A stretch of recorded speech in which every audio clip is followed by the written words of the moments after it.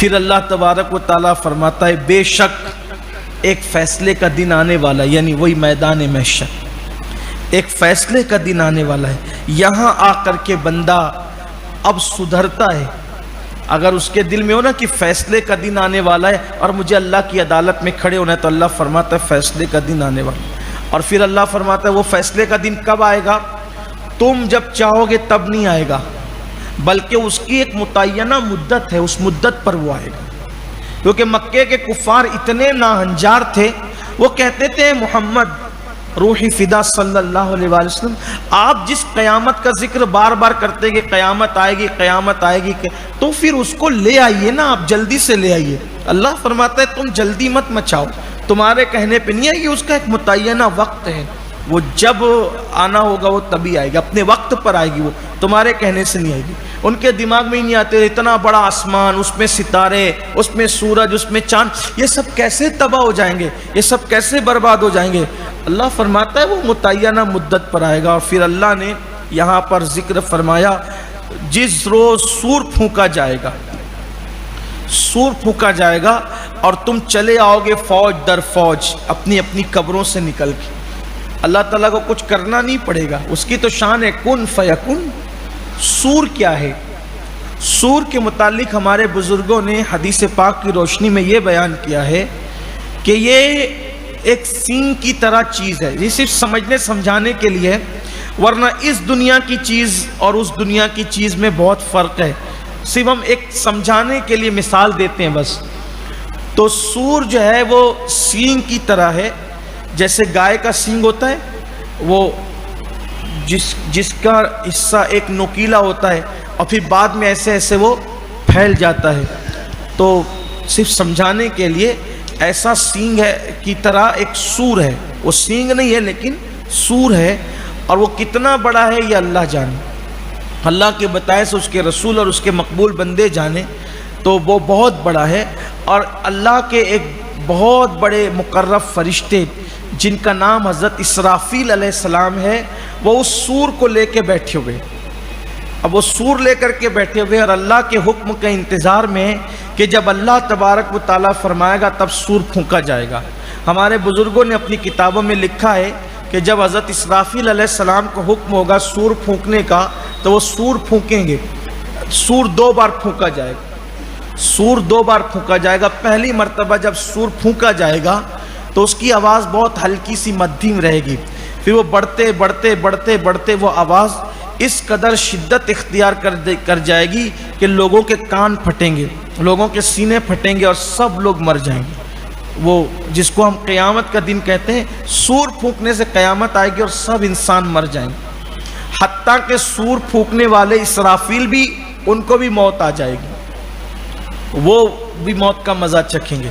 پھر اللہ جب تک چاہے گا سب فنا رہیں گے، پھر اللہ تبارک و تعالیٰ جب حکم دے گا پھر اسرافیل کو اللہ تعالیٰ زندگی دے گا اور پھر ان کو کہا جائے گا کہ سور پھونکو۔ تو اب جب وہ سور پھونکیں گے تو دوبارہ جب سور کی آواز بلند ہوگی تو اس آواز کو سن کر سب لوگ اپنی اپنی قبروں سے نکلیں گے، سب اپنی اپنی قبروں سے نکلیں گے، ایک ایک قبروں سے کئی کئی مردے نکلیں گے۔ لیکن ایسا نہیں ہوگا کہ مالیگاؤں والے مالیگاؤں والوں کے ساتھ، ممبئی والے ممبئی والوں کے ساتھ، ناسک والے ناسک والوں کے ساتھ، ایسا نہیں ہوگا۔ وہاں ایسا ہوگا تقسیم جو ہوگی رشتہ داری، خون، قبیلے، علاقے کی بنیاد پہ نہیں ہوگی، وہاں جو تقسیم ہوگی جتنے زانی ہوں گے وہ سب زانی کہیں کے بھی پوری دنیا کے ایک ساتھ وہ ہوں گے، جتنے زانی ہوں گے سب، جتنے شرابی ہوں گے وہ سب ایک ساتھ، جتنے جواری ہوں گے وہ سب ایک ساتھ، جتنے پاپی ہوں گے وہ سب ایک ساتھ، جتنے کفار ہوں گے وہ سب ایک ساتھ، اسی طرح جتنے اہل ایمان نیک لوگ ہوں گے اہل اللہ وہ سب ایک ساتھ۔ اب یہاں پر میں اپنی قوم کے جوانوں سے پوچھتا ہوں کہ جب زانی سب ایک ساتھ ہوں گے تو یہ جو ہماری قوم کے نوجوان لڑکے اور لڑکیاں زنا کر رہے ہیں، تو کیا ان کو پتہ نہیں کہ فرعون زانی تھا؟ کیا ان کو پتہ نہیں ہے کہ شداد زانی تھا؟ کیا ان کو پتہ نہیں ہے کہ بخت نصر زانی تھا؟ کیا ان کو پتہ نہیں ہے کہ یزید زانی تھا؟ آج اپنی نفس کی تسکین کے لیے جو جی میں آ رہے کر رہے ہو، لیکن جب اس اعتبار سے تقسیم ہوگی اور سب کو کھڑا کیا جائے گا تو آپ کو کس کے ساتھ کھڑا کیا جائے گا؟ زنا کرنے والوں سے پوچھو کس کے ساتھ کھڑا کیا جائے گا؟ کیا لوگوں کو نہیں پتا کہ یزید شراب پیتا تھا؟ شراب پینے والوں کو شرم نہیں آتی؟ جب اس تقسیم کے ساتھ کھڑے ہوں گے تو کس کے ساتھ کھڑے ہوں گے؟ اس لیے اللہ کے بندو، نمازوں سے اپنا رشتہ جوڑو، مسجدوں سے رشتہ جوڑو، قرآن سے رشتہ جوڑو، احادیث مصطفیٰ پر عمل کرو، دین پر عمل کرو، تاکہ اللہ کے برگزیدہ اور نیک بندے جہاں کھڑے ہوں تو وہیں کسی کونے میں ہمیں بھی کھڑے ہونے کے لیے جگہ مل جائے، اور اہل اللہ کے ساتھ ہمارا حشر نشر ہو۔ یہاں تو محبت بھی اللہ والوں سے نہیں کرتے نا، محبت بھی ہے تو ہیرو سے، موبائل کی اسکرین پر ہیرو کی تصویریں، ہیروئن کی تصویریں۔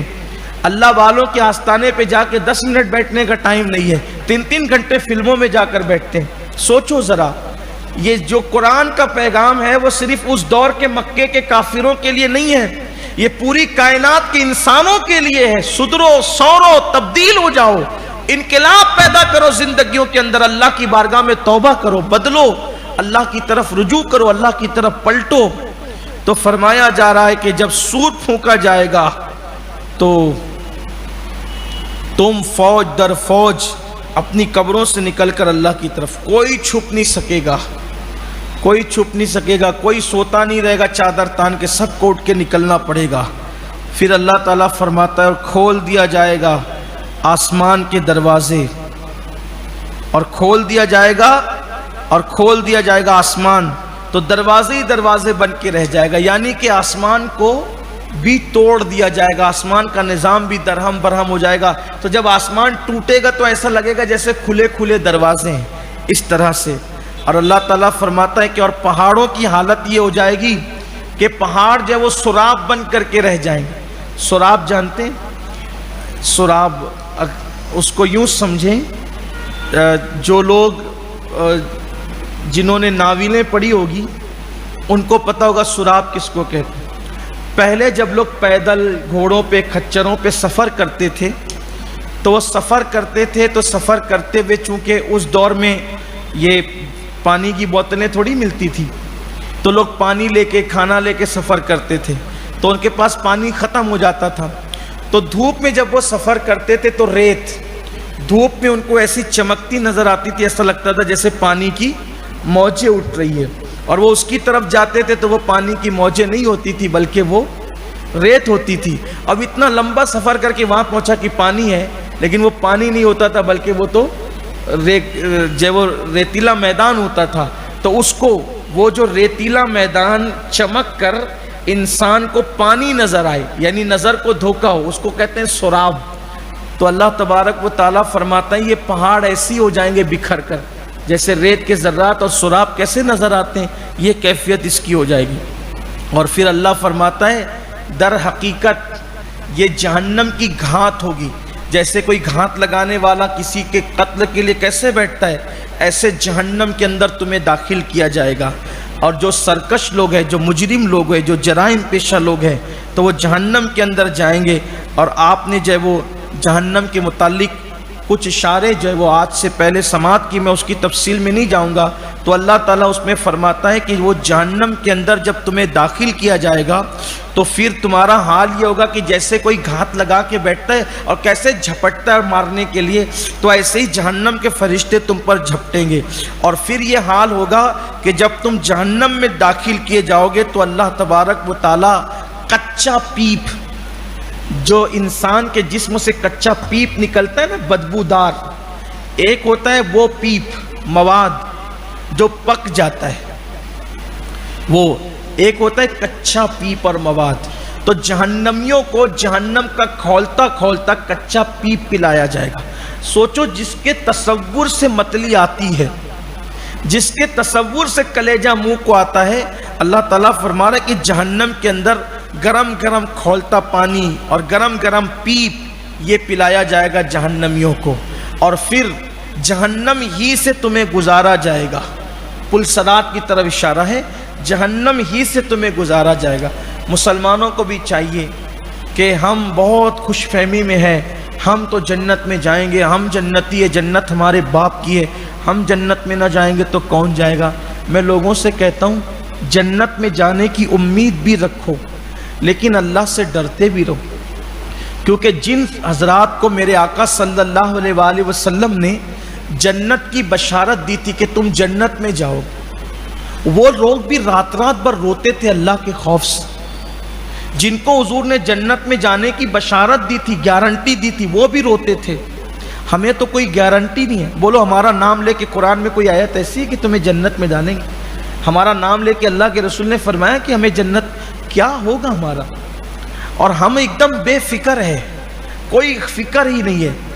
मजमऊ ज़वाइद की रिवायत है, अल्लाह के रसूल अलैहि सलाम फरमाते हैं, कोई अपने आप को कतई और यकीनी जन्नती समझे और अल्लाह से खौफ न करे, आका फरमाते हैं मैं मोहम्मद ऐलान करता हूँ कि वो जहन्नमी है। जो अपने आप को कतई और यकीनी जन्नती समझे तो और उसके दिल में अल्लाह का खौफ न हो तो आका फरमाते हैं कि वो जहन्नमी है, जहन्नमी।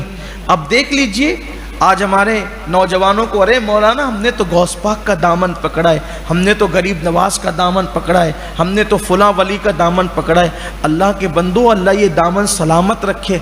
हमने क्या किया है? सहाबा किराम ने तो किसी वली का नहीं, सारे वलियों की अजमत सराखों पर आप देख रहे हैं। महीने भर से मैं, बल्कि महीने भर क्या, जो लोग मुझे जानते हैं, ज़िंदगी भर मैं औलिया अल्लाह की अजमत बयान करता हूँ। मैं औलिया का मुनकिर नहीं हूँ, लेकिन आपसे पूछना चाहता हूँ, हमने तो वलियों का दामन पकड़ा, हमारा पीर तो वली है। सहाबा का पीर तो अल्लाह के नबी सैयदुल अंबिया थे। फिर वो रात रात भर क्यों रोते थे? रोने की वजह क्या थी? और फिर औलिया अल्लाह को देखो कि वो रात रात भर रोते थे। हुजूर गौसे पाक ईद के दिन रो रहे हैं अल्लाह के खौफ से, ईद के दिन रो रहे हैं। किसी ने रोते हुए देखा तो अर्ज़ किया, हुजूर आज तो ईद है, आप क्यों रो रहे हैं? फरमाया, अल्लाह के बंदे, जिस दिन अब्दुल कादिर का खात्मा ईमान पर होगा उस दिन अब्दुल कादिर की ईद होगी। ईमान पे खात्मे की क्या गारंटी है कोई गारंटी? ईमान पर खात्मे की हमारी क्या गारंटी? अल्लाह करम कर दे तो ईमान पे जाएं, वरना बेशुमार लोग हैं जो मरने से पहले काफिर हो जाते हैं। और हम तो जन्नत के ठेकेदार बन के बैठे हैं, मैं जन्नत में नहीं जाऊंगा तो कौन? कुछ लोग नहीं कहते अरे हम जन्नती है, यार हम, हमारे सिवा कोई थोड़ी जन्नती है। ये यहूदियों की बोली है।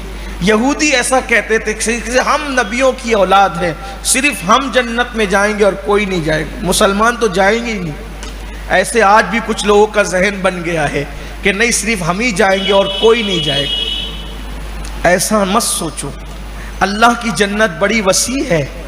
अल्लाह की रहमत को मुख्तसर मत करो, शॉर्ट मत करो कि सिर्फ हम ही जाएंगे और कोई नहीं जाएगा।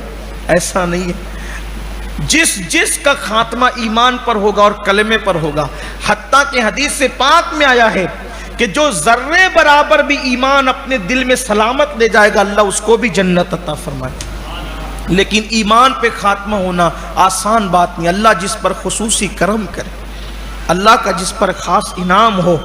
कुछ लोग तो ऐसे भी हैं कि दुनिया ने जिनको वली कहा, विलायत की मंजिल पर लोगों ने उसको समझा, मरा तो काफिर होके मरा। क्या आपको नहीं पता बलअम व बाऊर बनी इसराइल का बहुत बड़ा वली था, इसमें आजम जानता था, इसमें आजम। कुरान ने उसको क्या मिसाल दी? कुत्ते की मिसाल दी, उसकी जबान सीने पे लटक गई। और भी बहुत बड़े बड़े तहज्जुद गुजार, इबादत गुजार हुए हैं, लेकिन जब मरे तो काफिर होकर मरे। इसलिए अपनी दुआओं का हिस्सा बना लो कि अल्लाह हमारा खात्मा ईमान पे फरमा। अल्लाह की खुफिया तदबीर से डरते रहना चाहिए। ईमान पर खात्मा, बड़े बड़े नेक लोग जब दुनिया से गए, मैं अगर आपको छेड़ता तो बहुत बात होती, लेकिन एक बात आपसे कहता, ईमान पे खात्मा आसान नहीं है। जो गौस पाक रोते थे यूं ही नहीं रोते थे, जो गरीब नवाज रोते थे ईमान पे खात्मे के लिए माता है कि जहन्नम के अंदर पीप, कच्चा पीप, जहन्नमियों का पीप और आब हमीम गरम गरम खौलता हुआ पानी पिलाया जाएगा। फरमाया ये उनके गुनाह की पूरी सज़ा होगी। और फिर अल्लाह ताला फरमाता है ये अंजाम है उनका जो आखिरत को झुटलाते थे, अच्छे आमाल नहीं करते थे, आयतों को झुटलाते थे, उनका ये हाल होगा। और मुनकिरों को अजाब पूरा पूरा चखाया जाएगा। अगर अजाब का जिक्र करें तो बहुत वक्त जाता है।